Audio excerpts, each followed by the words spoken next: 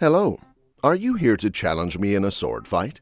You better not, for I am now a little too feeble to use my sword. As I lay here on my deathbed, reminiscing about my past, I'd like to share what I've been through. Some may remember me as a famous swordsman, while others may recognize me as the writer of the Book of Five Rings. My life has been a succession of actual and figurative fights that have made me who I am. Through these battles, both physical and emotional, I have grown and learned. I was born in 1584 in Japan's Harima province. My father, Shinmen Munisai, was an exceptional swordsman, and I learned the art of the sword at a young age. However, I had a complicated relationship with my father. He was tough and demanding, and our encounters frequently felt like training sessions rather than family bonding. Regardless, his impact on my early martial arts study was apparent. At the age of 13, I waged my first duel. My opponent was Arima Kihei, a Shinto Ryu samurai. I was nervous but determined. With nothing but a wooden blade, I defeated him. This victory was more than just a technical triumph. It also demonstrated the mental fortitude and plan I had begun to develop. It was my first experience with genuine battle, and it cemented my destiny as a swordsman. After my father died, I left the family home at 16 and embarked on a journey as a ronin, masterless samurai. I journeyed across Japan, trying to improve my swordsmanship. This period of wandering was critical to my development. I participated in countless duels. Each taught me something new about combat and myself. One notable combat took place in Kyoto versus Yoshioka Seijuro. I emerged triumphant, but it sparked an additional dispute with the Yoshioka school. These clashes were not only physical, but also mental. This pushed me to improve my strategies and techniques. Throughout my travels, I took an unusual approach to battle. I wielded two swords at once, a technique known as Niten Ishiru. This method enabled me to be agile and adaptable in combat. It wasn't only about having a physical advantage, but also about understanding the rhythm and flow of combat, which would become a recurring subject in my subsequent lessons. In 1600, I took part in the Battle of Sekigahara, a watershed moment that signaled the end of the Warring States period and the start of the Tokugawa shogunate. Even though my side, the Western Army, was defeated, the knowledge gained was crucial. It was a chaotic and terrible engagement that taught me the harsh realities of combat and the need for adaptation. In the midst of the commotion, I learned to stay calm and focused, a technique that would help me in future fights and duels. One of the most critical duels in my life was against Sasaki Kojiro, commonly known as the Demon of the Western Provinces. Kojiro was a dangerous opponent, famed for his swallow cut, a quick and devastating technique. In 1612, there was a duel on the island of Ganryujima. I arrived late on purpose to put Kojiro off guard, both psychologically and physically. With a wooden sword made from an oar, I defeated him in a single blow. This duel was a defining moment in my life. It wasn't just about winning. It was about appreciating the value of strategy, timing, and psychological warfare. Reflection and writing. As I grew older, I began to think more thoroughly about my experiences. I sought isolation in the Regando cave, where I spent most days meditating and writing. Here, I wrote the Book of Five Rings, a book on strategy, tactics, and philosophy.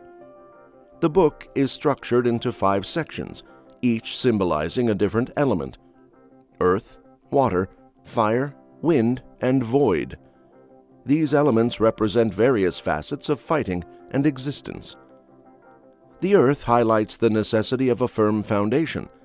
Like a house, a warrior requires a firm foundation in the essentials. This notion applies beyond martial arts. In life, one must establish strong foundations before addressing more complex challenges. Water teaches adaptation. Water conforms to its vessel, just as a warrior must adapt to changing battlefield conditions. This lesson also relates to life. We must be adaptable and open to change, altering our techniques as necessary. The fire focuses on the intensity of fighting and emphasizes the need for quick, decisive action. In war and life, indecision can be deadly. Knowing when to act with urgency is critical. The wind analyzes the tactics of other schools. Understanding the advantages and disadvantages of various techniques allows a warrior to better prepare for any situation.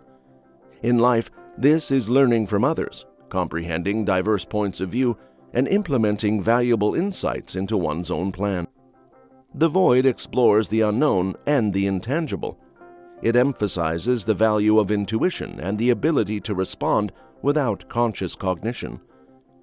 This principle is about transcending technique and engaging with something more profound, a lesson applicable to both the spiritual and martial realms. Lessons learned. Looking back on my life, I realized that most important lessons I gained were not about swordsmanship, but about the human spirit. Let me tell you some more.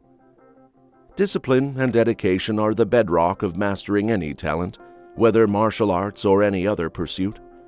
Consistent practice and a readiness to confront challenges are indispensable. Life's twists and turns make adaptability a key trait. Embracing new ideas and learning from every experience keeps us nimble and ready for whatever life throws our way. Mental strength and resilience are the armor we need to overcome obstacles and achieve success. Many battles are fought and won in the mind. Careful planning and strategic thinking are also crucial, demanding an understanding of our own strengths and weaknesses, as well as those of our opponents or challenges. Continuous learning is a journey that lasts a lifetime. We must strive to improve, staying curious and open to new knowledge. Reflecting on our experiences and actions helps us learn from our mistakes and better understand ourselves. Lastly, balance is vital in conflict and daily life, finding the right mix between aggression and restraint, action and inaction, and physical and mental activities.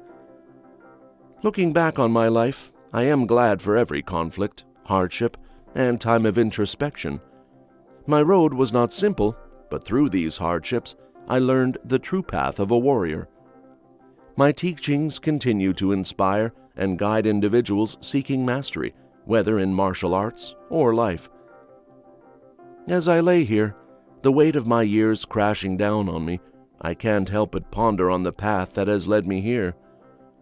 My physique, which was once so powerful and agile, is now feeble and debilitated with age. However, my mind is still as sharp as the swords I formerly wielded with such accuracy. Knowing that my time is running out gives me an odd sensation. There is no fear, only a deep sense of calm and acceptance. I spend my life pursuing mastery, both with the sword and in life. As the darkness draws in, I am ready to accept whatever is beyond. I recall the innumerable conflicts I fought, the duels that characterized my life. Each opponent I encountered was a teacher, and each triumph was a lesson. But now, in these closing moments, my thoughts are on the deeper truths I uncovered along the path rather than the collisions of steel. The value of discipline, the need for adaptability, and the resilience of the human spirit. I've spent my life looking for the essence of the void, where true understanding exists. And now, as I stand on the verge of death, I believe I've discovered it. As the darkness envelopes me, I experience a deep sense of release. My spirit is eager to transcend this earthly coil and merge with the universe. I have no regrets, and am grateful for the life I have lived. The warrior's journey has been difficult, but extremely. In my closing hours, I take comfort in the words of my own philosophy. The way is in training. Life is a never-ending journey of progress and self-discovery, and death is another step. As I take my final breath, I know I followed my own path with dignity and honesty. Whether you're wielding a sword, or negotiating life's complexity, the ideas of discipline, adaptation, and ongoing learning will be helpful. Accept every obstacle, reflect on your experiences, and aim for harmony and balance. This is the Musashi way. May your journey be just as rewarding and enlightening as mine. This has been Miyamoto and the Wisdom of Sages. Remember, the journey of seeking wisdom is never ending.